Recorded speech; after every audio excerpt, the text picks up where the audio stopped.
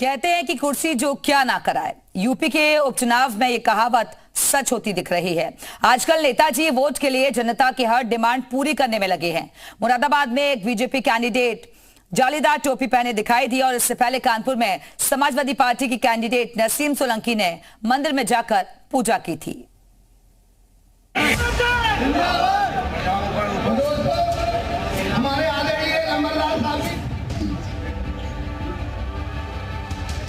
BJP के नेताओं ने मंच पर जालीदार टोपी पहनी और फिर दूसरों को भी टोपी पहनाई। वजह समझने के लिए मंच पर बैठे दूसरे लोगों और सामने बैठी जनता की तस्वीरें देखिए। यहां ज्यादातर लोग जालीदार टोपी पहने हुए हैं, यानी इलाका मुस्लिम बहुल है, इसलिए नेताजी को जालीदार टोपी कबूल है। मुरादाबाद के मुस्लिम बहुल इलाके कुंदरकी विधानसभा में बीजेपी कैंडिडेट रामवीर सिंह एक जनसभा में पहुंचे तो मुस्लिम वोटरों ने उनका स्वागत जालीदार टोपी और सऊदी अरब का रुमाल पहनाकर किया। यहां नेताजी ने मंच पर बैठते ही जालीदार टोपी पहन ली, फिर वोटरों को दिखाने के लिए उन्हें एक बार और टोपी पहनाई गई। नेताजी खुद भी टोपी पहन रहे हैं और दूसरों को भी टोपी पहना रहे हैं।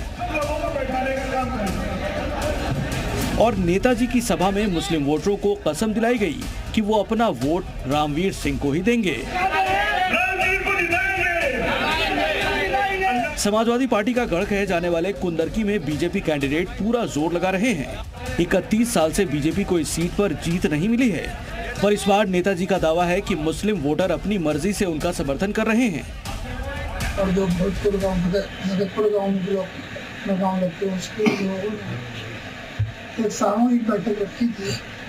संख्या वाला आप देख ही रहे होंगे, हजारों की संख्या में, और ये लोग की वोट थे, ये कोई आम पब्लिक नहीं थी। तो इन्हीं लोगों ने मुझे बुलाया, मैंने किसी को इकट्ठा नहीं किया। बीजेपी नेता के जालीदार टोपी पहनने का सियासी रहस्य समझने के लिए कानपुर से आई एक और तस्वीर देखिए। कानपुर के सीमा मऊ में दिवाली के दिन समाजवादी पार्टी की कैंडिडेट नसीम सोलंकी ने मंदिर जाकर शिवलिंग पर जलाभिषेक किया। नसीम की तस्वीरें देखने के बाद मौलाना ब्रिगेड भड़क गई। कानपुर और मुरादाबाद से आई दोनों ही तस्वीरें सियासी हैं।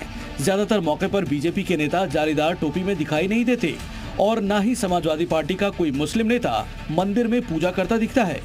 मतलब साफ है कि चुनाव करीब आने के बाद वोटरों को अपने पक्ष में करने के लिए ऐसी तस्वीरें रिकॉर्ड कराई जाती हैं। हालांकि वोटरों पर इन तस्वीरों का कितना असर हो रहा है ये 23 नवंबर के नतीजों में पता चल जाएगा। फिलहाल दोनों पार्टियां अपने अपने नेताओं का बचाव कर रही हैं।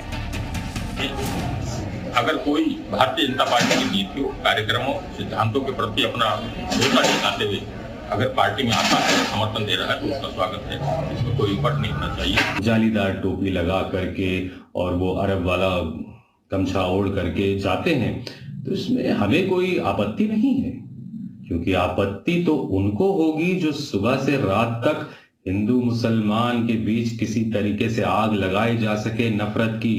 खेल तो उनका बिगड़ रहा है इससे। अब कुंदरकी का वो राजनीतिक समीकरण देखिए जिसकी वजह से रामवीर सिंह जालीदार टोपी पहनाने वाले को मना नहीं कर पाए। मुरादाबाद की कुंदरकी सीट पर मुस्लिम वोटर बहुसंख्यक हैं। यहाँ 60% मुस्लिम मतदाता हैं, ओबीसी 18%, एससी 11% और जनरल 9% हैं। यानी वही कैंडिडेट जीतेगा जिसे मुस्लिम वोटरों का साथ मिलेगा। अब तक इस सीट पर हुए 15 चुनावों में सिर्फ एक बार 1993 में बीजेपी को जीत मिली थी और पिछले 30 सालों में यहां से जीतने वाला हर कैंडिडेट मुस्लिम रहा है। सियासी फॉर्मूला यह है कि नेता वो काम करें जो उनके वोटरों को पसंद हो और उपचुनाव से पहले यूपी में ऐसा ही होता दिख रहा है। कुंदरकी समेत यूपी की 9 सीटों पर 13 नवंबर को वोटिंग होने वाली है और अब तक नेताजी की ऐसी और तस्वीरें भी दिख सकती हैं। ब्यूरो रिपोर्ट, जी मीडिया।